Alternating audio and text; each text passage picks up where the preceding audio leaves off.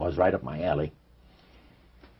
The priest said that as the times on this planet gets more and more difficult, and calamities of all kinds are striking the planet more and more frequently, demon spirits are going to impress people with the importance of Sunday sacredness.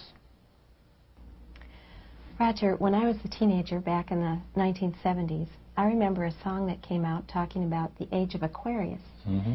And since then, we've seen the development of the New Age, and I wondered if back when you were involved in spirit worship, if they talked about New Age at all. Oh yes, there was a big thing that was coming up.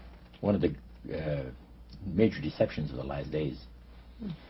And the priest told us, we talked quite a while, and then he said, could I have a little bit more of your time? I want to do something very fascinating.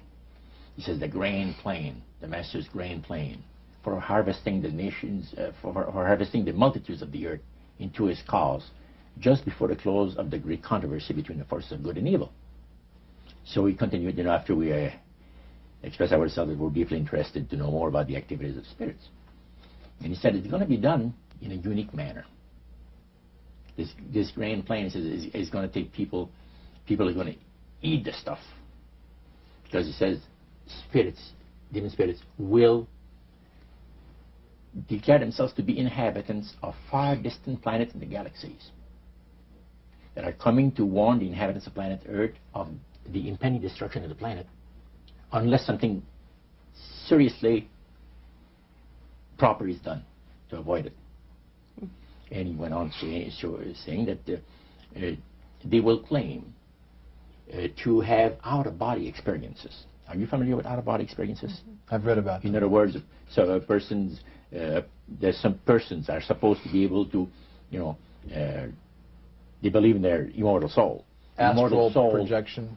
Yes, right. Goes into different parts of the world and sees things and come back, and then they write all about it. I've heard of that. So, due to the fact that the millions of the earth, people, believe in people having an immortal soul, it has to be readily accepted when the spirits will, through a trance medium, converse with influential people of the land, you see. Now, what is a trance medium? It's a channeler today. What is known today as a channeler? Channeler, yeah. Okay. Shirley MacLaine's experience of getting involved with spiritism and with the supposed inhabitants of far distant planets in the galaxies, I taped the whole thing in 3 hours.